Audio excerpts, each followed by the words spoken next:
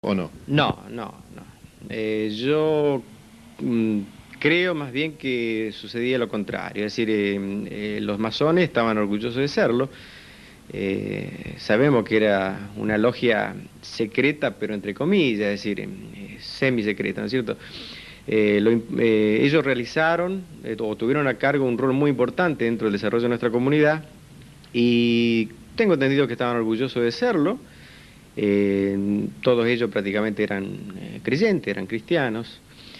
Y bueno, incluso fundamento un poco lo que digo en que los panteones que luego esta gente construyó, ya hablando de los panteones particulares, siguen manteniendo ciertas características o ciertos símbolos identificatorios de la francmasonería.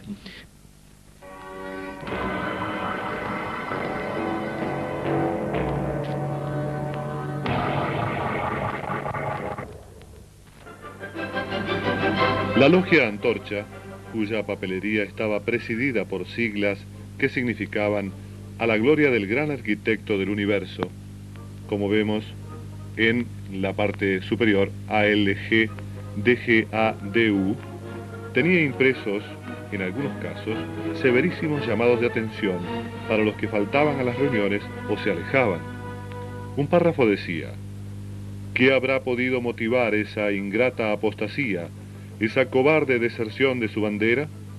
Reaccionemos, querido hermano, y estrechemos filas para sostener incólume el trígono de nuestra sacrosanta divisa y continuar la obra benéfica que nos legaron masones tan ilustres como San Martín, Belgrano, Monteagudo, Moreno, Rivadavia, Mitre, Sarmiento, Urquiza, Saldías, Garibaldi, Álvarez, Castelar y millares más que lucharon y luchan por la fraternidad universal.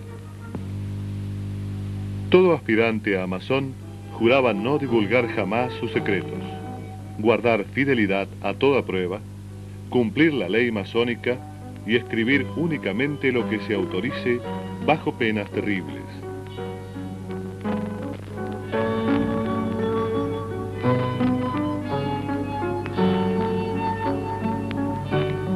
Los textos estaban llenos de abreviaturas limitadas por 3 puntos en triángulo. Todo formaba parte de un ceremonial para elegidos. Como en un piso ajedrezado, las columnas salomónicas Hachim y Boaz, identificadas con J y B, simbolizan la oposición de lo masculino con lo femenino, lo activo con lo pasivo, la luz y la sombra, lo negro y lo blanco. Hay signos que parodian emblemas episcopales, con un triángulo dedicado al gran arquitecto, el mundo y la estrella con las llamas del fuego sagrado que permite ver la verdad y la justicia. La frase del Génesis: en el principio era la palabra. Esta banda fue de Ramón Casabella.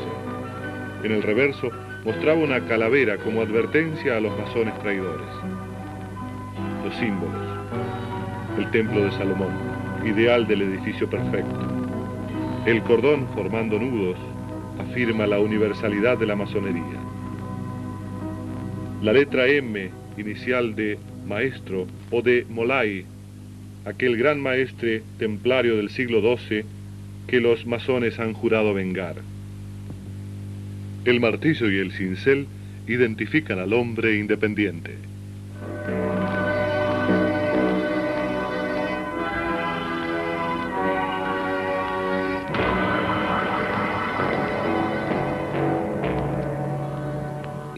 Apellidos masónicos.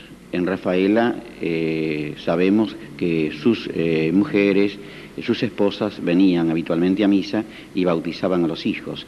O sea, lo que se daba en casa era la transmisión habitual de la fe, era la comunicación habitual de la fe, era la educación normal de la fe en los hijos, de cuyos padres, más allá de la vereda, ¿no es cierto?, tenían una presencia, si vos podés decir, anticlerical o antieclesial, porque estaban adheridos a una entidad que abiertamente no estaba tomada de la mano de la iglesia, sino que estaba muchas veces enfrentada con la iglesia.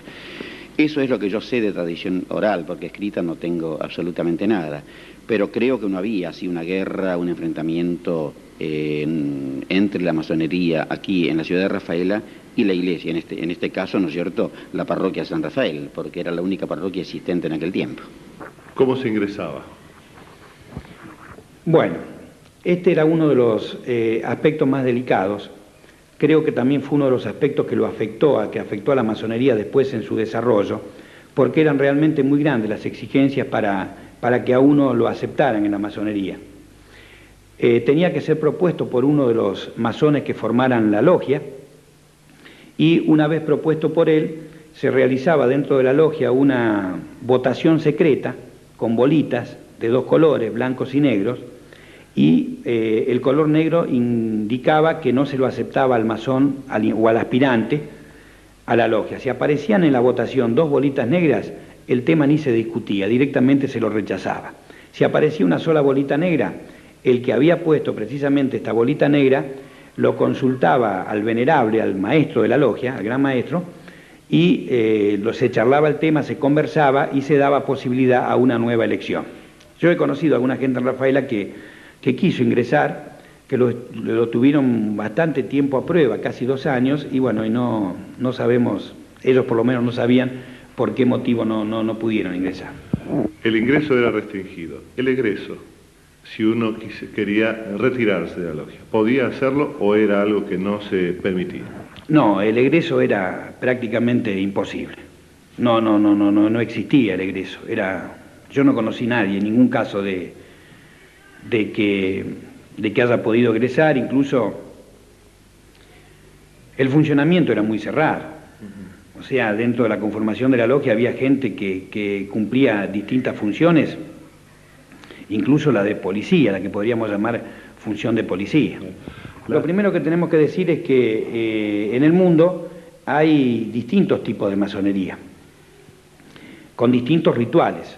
El más conocido es el rito escocés antiguo y aceptado, que es el que se desarrolló fundamentalmente en la Argentina. Este rito es muy conocido porque es el que en la escala de grados, el grado más alto es el 33. Ahora, no hay que pensar que se iba 1, 2, 3, 4, 5, sino que se iban saltando en la graduación. Cada grado tiene una ceremonia especial, pero hay una de todas las ceremonias que es la más importante, que es la fundamental, que es la del rito de iniciación, que se pasaba de la oscuridad, se pasaba de la ignorancia, se pasaba del desconocimiento a la luz, al conocimiento. Entonces el rito trataba de figurar esto que le estoy diciendo.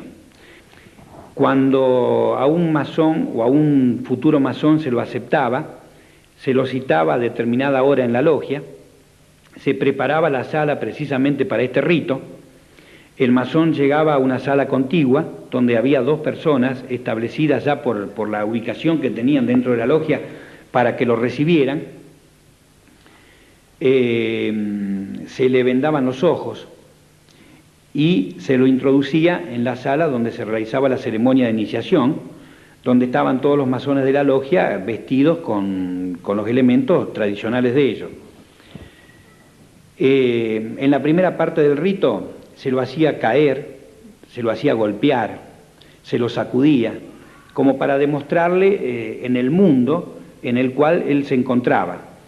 Y ya la segunda parte, con los ojos viendo, la sala se iluminaba muchísimo, se escuchaba muy buena música, o sea, como demostrándole que había llegado a la verdad, que había llegado a la luz, y bueno, este es un poco el rito fundamental de la masonería.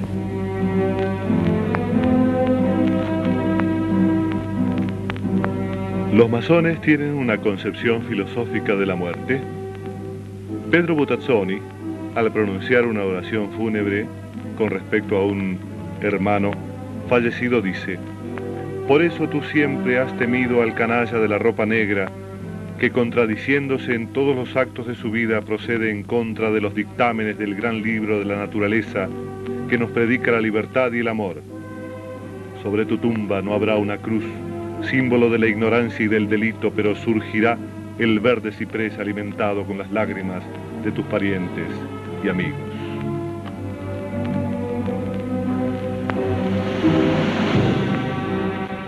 Lo que sí sabemos es que hubo dos logias.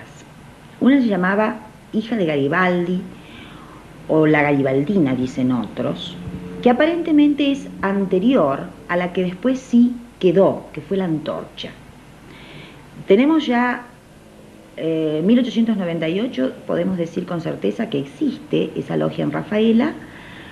La vemos actuar en la década de 1900, 1910, 1920, y luego se va opacando y podríamos decir que fue desapareciendo.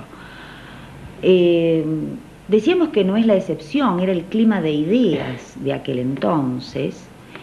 En Rafaela se había comenzado a formar con un fuerte contingente de extranjeros.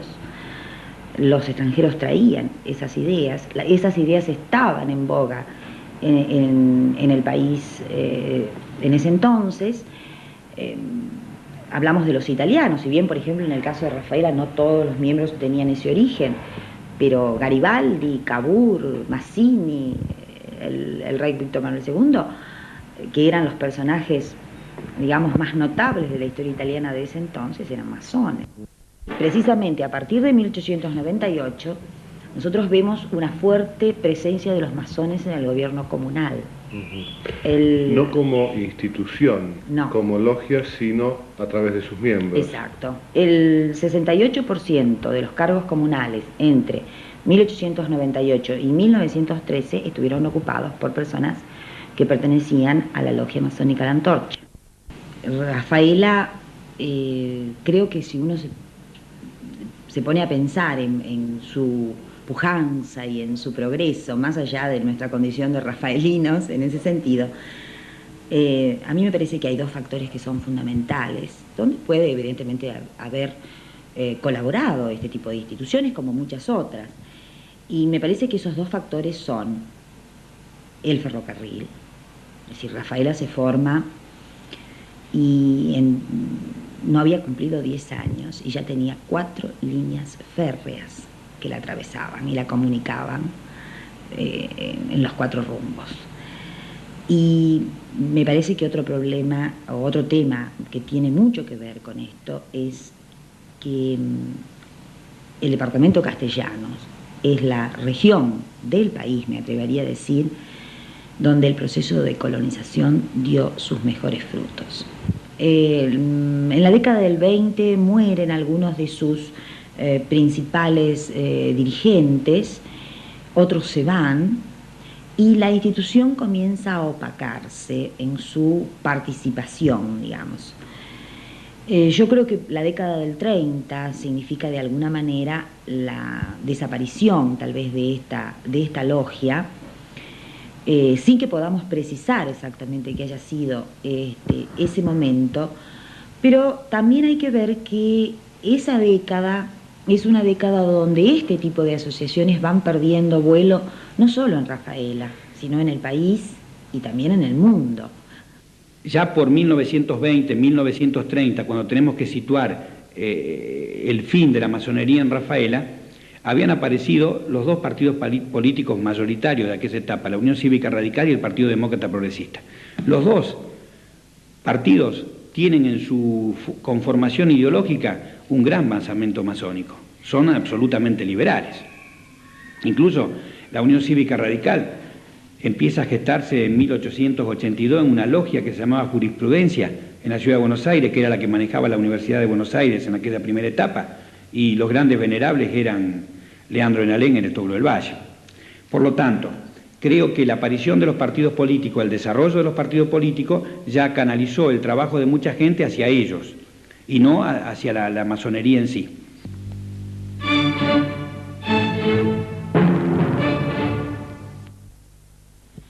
Los masones también tuvieron, es decir, no como institución, vuelvo a reiterarlo, sino rastreando qué es lo que hizo cada uno de los hombres de Rafaela que estaba o pertenecía a la Logia La Antorcha, encontramos a un grupo de ellos que tienen una fuerte participación en el periodismo.